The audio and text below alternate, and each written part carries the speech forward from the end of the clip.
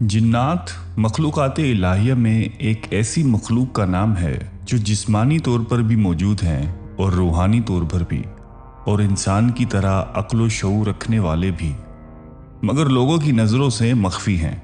इसलिए उनका नाम जिन रखा गया है कि जिन के लफ्ज़ी माना मख्फी के हैं।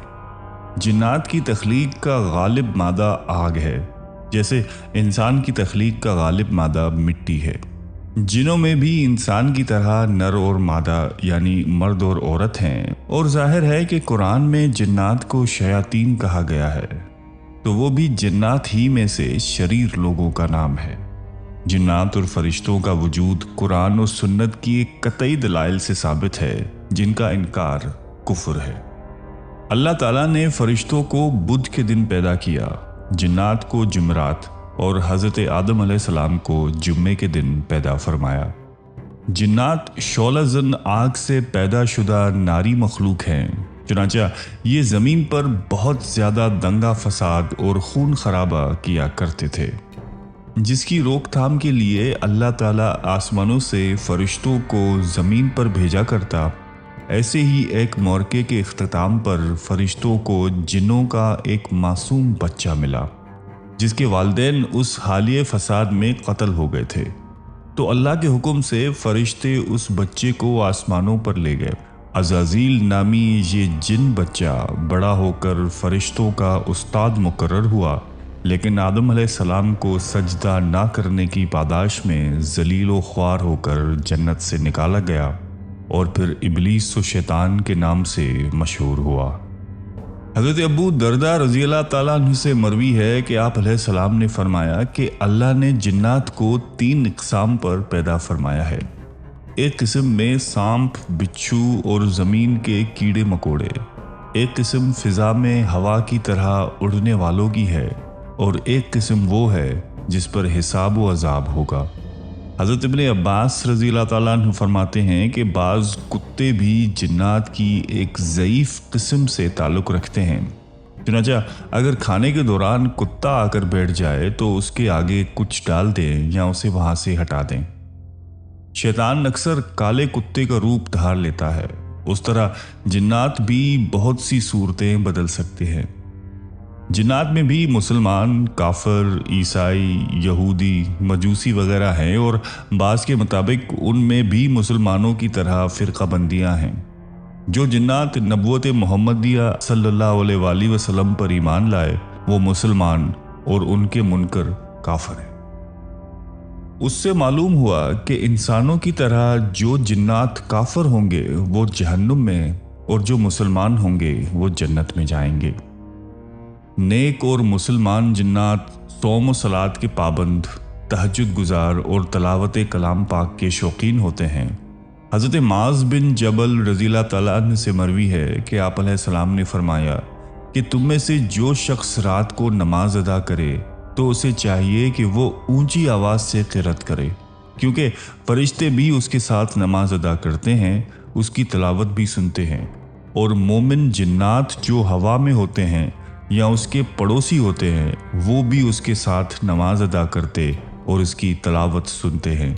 और इंसान का ऊंची आवाज़ में तलावत करना उसके अपने घर और आसपास के घरों से शरीर जिन्नात और सरकश शयातीन को भगा देता है। हज़रत इब्ने इमरान फरमाते हैं कि मैं एक दिन फजर से पहले हज़रत हसन बसरी रहमतुल्लाह अलैह की मजलिस में शिरकत के लिए गया तो देखा कि मस्जिद का दरवाज़ा बंद है। एक शख्स दुआ मांग रहा है और एक जमात उनके पीछे दुआ पर आमीन कह रही है। चुनांचा मैं बाहर बैठ गया, हत्ता कि मौज़िन आया, उसने अजान दी और मस्जिद का दरवाज़ा खोला। मैं अंदर दाखिल हुआ तो देखा कि वहाँ सिर्फ हज़रत हसन बसरी रहमतुल्लाह अलैह अकेले तशरीफ़ फरमा थे। उनका रुख किबले की जानिब था। मैंने अर्ज़ किया कि मैं फजर होने से पहले आया था, उस वक्त आप दुआ कर रहे थे और लोग आमीन कह रहे थे, लेकिन जब मैं अंदर आया तो आपके अलावा किसी को नहीं देखा। उन्होंने फरमाया कि ये अहले नसीबैन के जिन्नात थे जो शब जुमा ख़त्म कुरान में मेरे पास आते हैं, फिर शिरकत के बाद वापस चले जाते हैं। سورہ رحمان کی آیت نمبر 56 میں حوروں سے متعلق ارشاد باری تعالیٰ ہے کہ نہ تو اس سے کسی انسان نے قربت کی ہوگی نہ ہی کسی جن نے۔ اس آیت سے یہ بات واضح ہو گئی کہ جنات بھی ازدواجی تعلق قائم کرتے ہیں۔ حضرت قتادہ رحمۃ اللہ علیہ بیان کرتے ہیں کہ جنات کی اولاد ویسی ہی پیدا ہوتی ہے جیسے انسانوں کی، لیکن جنات کی نسل بہت تیز ہوتی ہے اور ان کی اولاد کثرت سے ہوتی ہے۔ حضرت عبداللہ بن عمر فرماتے ہیں کہ اللہ تعالیٰ نے انسانوں اور جنات کو 10 حصوں میں تقسیم فرمایا ہے۔ ان میں سے 9 حصے جنات ہیں اور 1 حصہ انسان۔ جب انسان کا ایک بچہ پیدا ہوتا ہے تو جن کے 9 بچے پیدا ہوتے ہیں۔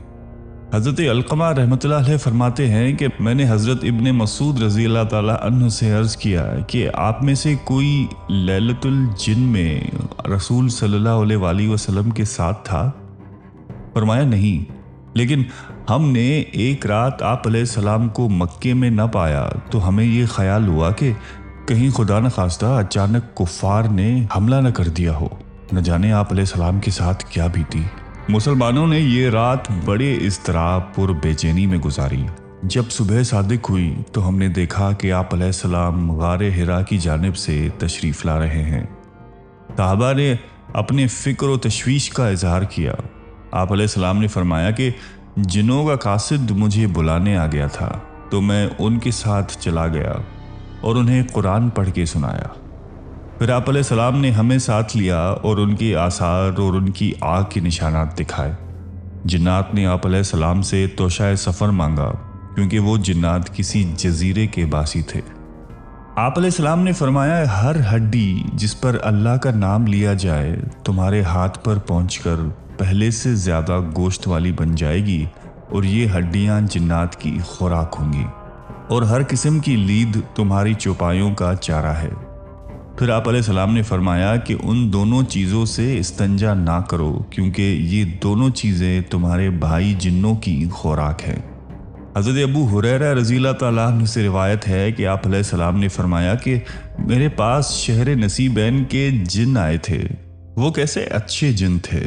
انہوں نے مجھ سے زاد راہ کی خواہش کی تو میں نے ان کے لیے اللہ سے دعا کی کہ جس ہڈی یا گوبر پر سے ان کا گزر ہو تو اس پر وہ کھانا پائیں گے۔ مولانا مفتی محمد شفیع رحمۃ اللہ علیہ سورت جن کی تفسیر میں اس سورت کی شان نزول میں بیان کرتے ہوئے 4 اہم واقعات کا ذکر فرماتے ہیں۔ پہلا واقعہ، آپ علیہ السلام کی نبوت سے پہلے شیاطین آسمان تک پہنچ کر فرشتوں کی باتیں سنتے تھے۔ آپ علیہ السلام کی نبوت کے بعد انہیں شہاب ثاقب کے ذریعے سننے سے روک دیا گیا، اور اسی حادثے کی تحقیق کے ضمن میں یہ جنات آپ علیہ السلام تک پہنچے۔ اس واقعے کا ذکر سورہ احقاف میں بیان کیا گیا ہے۔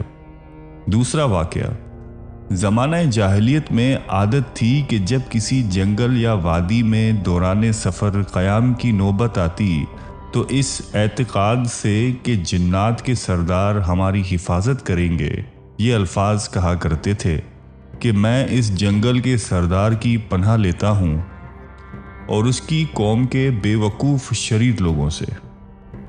تیسرا واقعہ، مکہ مکرمہ میں آپ علیہ السلام کی بد دعا سے قحط پڑا تھا اور کئی سال تک رہا۔ چوتھا واقعہ، جب آپ علیہ السلام نے دعوت اسلام شروع کی تو کفار و مخالفین کا آپ علیہ السلام کے خلاف ہجوم اور نرغہ ہوا۔ حضرت ابن عباس رضی اللہ تعالیٰ عنہ فرماتے ہیں کہ جنات آسمان کی طرف چڑھتے تھے اور وحی کے کلمات سنتے تھے، پھر ان میں 9 حصے اضافہ کر کے زمین پر پھیلا دیا کرتے تھے۔ آپ علیہ السلام کی نبوت کے بعد ان شریر جنات کو اس عمل سے روک دیا گیا۔ یہ جب آسمان کی جانب رخ کرتے تو شہاب ثاقب چھوڑے جاتے۔ ان جنات نے اس کا ذکر ابلیس سے کیا تو اس نے کہا کہ ضرور زمین میں کوئی نئی بات ظہور پذیر ہونے والی ہے جس کی وجہ سے آسمانی دنیا کی سخت ترین حفاظت کی جا رہی ہے۔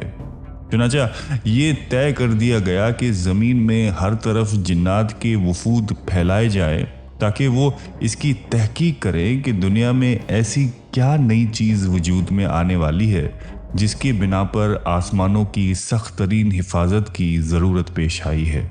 چنانچہ جنات کا ایک وفد حجاز کی جانب بھیجا گیا۔ جب وہ مقام نخلا پر پہنچے تو وہاں آپ علیہ السلام اپنے صحابہ کرام کے ساتھ صبح کی نماز کی امامت فرما رہے تھے۔ جنات کے اس وفد نے جب قرآن کریم کی تلاوت سنی تو آپس میں قسمیں کھا کر کہنے لگے کہ واللہ یہی وہ کلام ہے جس کی وجہ سے ہمیں آسمانوں پر جانے سے روک دیا گیا ہے۔ جب آپ علیہ السلام نماز سے فارغ ہوئے تو یہ اسلام کی حقانیت پر یقین اور ایمان لا کر اپنی قوم کے پاس واپس گئے اور انہیں واقعہ سناتے ہوئے خبر دی کہ ہم تو مسلمان ہو گئے، تمہیں بھی چاہیے کہ ایمان لے آؤ۔ مگر آپ علیہ السلام کو ان جنات کے آنے جانے اور قرآن سن کر ایمان لانے کی خبر نہ ہوئی، یہاں تک کہ سورہ جن کا نزول ہوا جس میں آپ علیہ السلام کو اس واقعے کی خبر دی گئی۔ ایک روایت میں ہے کہ جنات شہر نصیبین کے رہنے والے تھے اور ان کی کل تعداد 9 یا 7 تھی۔ جب انہوں نے اپنی قوم کو ایمان لانے کی ترغیب دی تو پھر ان میں سے 300 افراد اسلام لانے کے لیے حاضر خدمت ہوئے۔ جنات انسانوں سے ڈرتے ہیں۔ حضرت مجاہد رحمۃ اللہ علیہ فرماتے ہیں کہ میں ایک رات نماز ادا کر رہا تھا کہ اچانک میرے سامنے ایک لڑکا آ کر کھڑا ہو گیا تو میں نے اسے قابو کرنے کی تیاری کی۔ اس نے چھلانگ لگائی اور دیوار کے پیچھے جا پڑا۔ میں نے اس کے گرنے کی آواز بھی سنی تھی۔ اس کے بعد وہ کبھی میرے پاس نہیں آیا۔ حضرت مجاہد رحمۃ اللہ علیہ فرماتے ہیں کہ یہ جنات تم سے اسی طرح ڈرتے ہیں جس طرح تم جنات سے ڈرتے ہو۔ حضرت علی رضی اللہ تعالیٰ عنہ سے مروی ہے کہ آپ علیہ السلام نے فرمایا کہ تم لوگ اپنے گھروں میں قرآن کریم کی تلاوت کیا کرو۔ جن گھروں میں قرآن کی تلاوت ہوتی ہے وہ گھر والوں کے لیے باعث خیر و برکت بن جاتا ہے اور اس گھر میں مومن جنات رہائش اختیار کر لیتے ہیں، لیکن جس گھر میں تلاوت نہیں ہوتی وہ گھر والوں کے لیے وحشت بن جاتا ہے، خیر و برکت کم رہ جاتی ہے اور کافر جنات گھر میں بسیرا کر لیتے ہیں۔ قرآن کریم میں اللہ تعالیٰ فرماتا ہے کہ اے جنات اور انسانوں کی جماعت، کیا تمہارے پاس تم ہی میں سے پیغمبر نہیں آئے تھے جو تم سے میرے احکام بیان کرتے اور تمہیں اس آج کے دن کی خبر دیتے؟ رسالت اور نبوت کے معاملے میں جنات انسانوں ہی کے تابع ہیں، ورنہ جنات میں الگ سے نبی نہیں آئے۔ البتہ رسولوں کا پیغام پہنچانے والے جنات میں ہوتے رہے ہیں، جو اپنی قوم کے جنوں کو اللہ کی طرف دعوت دیتے رہے ہیں اور اب بھی دیتے ہیں۔ لیکن ایک خیال یہ بھی ہے کہ چونکہ جنات کا وجود انسان کی پیدائش سے پہلے کا ہے تو ان کی ہدایت کے لیے انہی میں سے کوئی نبی آیا ہو۔ پھر حضرت آدم علیہ السلام کے آنے کے بعد ہو سکتا ہے کہ جنات نبیوں کے تابع رہے ہوں۔ البتہ نبی آخر الزماں حضرت محمد صلی اللہ علیہ وآلہ وسلم کی رسالت بہرحال تمام جن و انس کے لیے ہے اور اس میں کوئی شبہ نہیں۔ حضرت سلیمان علیہ السلام ہفت اقلیم یعنی پوری دنیا کے بادشاہ تھے۔ دنیا کی ہر شے آپ کی مطیع و فرمان بردار تھی۔ ہوا کو حکم دیتے تو وہ مہینوں کا سفر گھنٹوں میں طے کر دیتی۔ چرند پرند ہر حکم کے تابع داری کے لیے حاضر ہوتے۔ سرکش جنات ہر وقت ہاتھ باندھے احکامات کی بجا آوری کے لیے تیار رہتے۔ شیاطین زنجیروں میں جکڑے کاموں میں مصروف رہتے۔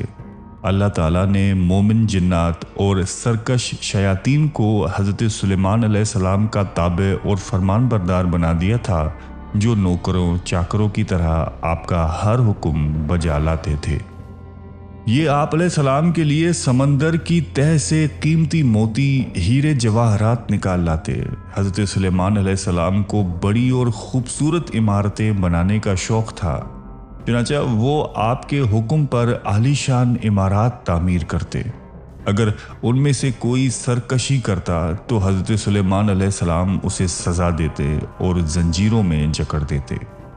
قرآن کریم میں ارشاد باری تعالیٰ ہے کہ ہم نے بہت سے شیاطین بھی ان کے تابع کیے تھے جو ان کے فرمان سے غوطہ لگاتے اور بہت سے دوسرے کام سر انجام دیتے، اور ان کے نگہبان ہم ہی تھے۔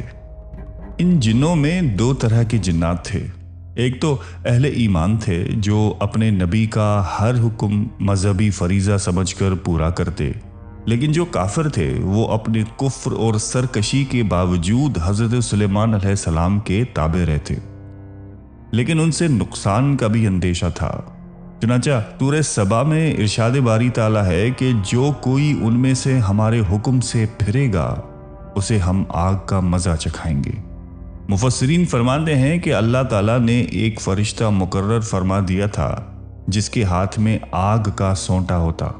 जिन्नात में से अगर कोई हज़रत सुलेमान अलैहिस्सलाम के हुक्म से सरताबी करता तो फरिश्ता उसे सोंटा मारता, जिससे वो जलकर भस्म हो जाता। आप अलैहिस्सलाम की नबूवत से पहले जिन्नात आसमानी दुनिया की खबर मालूम करने का कोई न कोई मौका पा लेते थे और फिर एक सच्ची बात में 9 मन घड़त और झूठी बातें मिलाकर काहिनों को बता दिया करते थे। यूं काहिनों में ये बात मशहूर हो गई कि जिन्नात गैब का इल्म जानते हैं। हज़रत आयशा रज़ी अल्लाह ताला अन्हा फरमाती हैं कि मैंने अर्ज़ किया कि या रसूल अल्लाह, ये काहिन जो बात कहते हैं हमें सच भी मिलती है? आप अलैहिस्सलाम ने फरमाया कि ये बात हक होती है।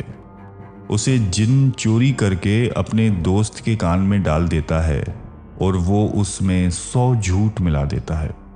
हज़रत सफ़वान बिन सुलैम रहमतुल्लाह अलैह फरमाते हैं कि जिन्नात इंसानों के सामान और कपड़ों को इस्तेमाल करते हैं। बस तुम में से जो शख्स कोई कपड़ा उठाए या रखे तो बिस्मिल्लाह पढ़ लिया करे, क्योंकि अल्लाह का नाम मुहर है। इस तरह से जिन्नात उन कपड़ों को इस्तेमाल नहीं करेंगे। हज़रत अनस रज़ी अल्लाह तआला अन्हु से रिवायत है कि आप अलैहिस्सलाम ने फरमाया कि गंदे मकामात शयातीन के रहने की जगह हैं। हज़रत अनस रज़ी अल्लाह तआला अन्हु फरमाते हैं कि आप अलैहिस्सलाम क़ज़ाए हाजत को जाते तो ये पढ़ा करते थे कि अल्लाहुम्मा इन्नी औज़ु बिका मिनल खुब्स वल खबाइस, यानी ए अल्लाह मैं आपकी पनाह मांगता हूँ खबीस जिन्नों और खबीस जिन्नियों से। अल्लाह ताला ने इंसान को अशरफुल मखलूक़ात बनाया है। चुनांचा जिन्नात और शयातीन समेत दुनिया की हर मखलूक इंसान से खौफ खाती है। अल्लाह और उसके नबी अलैहिस्सलाम की तालीमात की रोशनी में बदतरीन जिन्नात और शयातीन को शिकस्त फाश देना बहुत आसान है, लेकिन अगर जिन्नात की वजह से कुछ लोगों को बीमारी या मौत लाहक हो जाए तो ये खुद अपने ऊपर जुल्म करने के मुतरादिफ है, जिसमें जाली पीर फ़कीर और सन्यासियों का बड़ा हाथ है। जिन्नात से मुकाबला करने के लिए ज़िक्र इलाही, दुआएं, आऊज़ बिल्लाहि मिनश शैतानिर रजीम, इस्तिग़फ़ार और सूरह फलक और सूरह नास कसरत से पढ़ी जाए, लेकिन 5 वक्त की नमाज अदा करना सबसे अहम है। जिन्नात और शयातीन के खिलाफ मदद हासिल करने और उन्हें शिकस्त फाश करने के लिए सबसे बड़ा अमल आयतुल कुर्सी का पढ़ना है। इंसान से शयातीन को भगाने, जिन्नात के इक़दामात को बातिल करने और उनकी आफात से बचने और मनफी अमलियात से महफूज रहने के लिए आयतुल कुर्सी में बड़ी अजीम तासीर है। ये मिर्गी का भी इलाज है। हज़रत अबू हुरैरा रज़ी अल्लाह ताला अन्हु से रिवायत है कि आप अलैहिस्सलाम ने फरमाया कि आयतुल कुर्सी कुरान पाक की सब आयात की सरदार है। जिस घर में शैतान हो तो उसे पढ़ा जाए, वो भाग जाएगा। हर रात सोने से पहले घर में आयतुल कुर्सी पढ़कर हिसार बांधना बुजुर्गान दीन, औलिया इकराम और तजर्बाकार हजरात का मामूल है। इस अमल से सुबह सादिक तक पूरा घर और उसमें मौजूद अफराद हर तरह के इंसानी और शैतानी शर से महफूज रहते हैं। हज़रत कतादा रहमतुल्लाह अलैह बयान फरमाते हैं कि जिसने अपने बिस्तर की टेक लगाते हुए आयतुल कुर्सी पढ़ ली, 2 फरिश्ते उसके सुपर्द किए जाते हैं जो सुबह तक उसकी हिफाजत करते हैं। सूरह फलक और सूरह नास कुरान करीम की ये आखिरी 2 सूरतें हर किस्म के शैतानी अमलियात, जादू टोने और नज़र बद का इलाज है। हज़रत अबू सईद रज़ी अल्लाह तआला अन्हु फरमाते हैं कि आप अलैहिस्सलाम जिन्नात और इंसानों की नज़र बद से पनाह मांगते थे।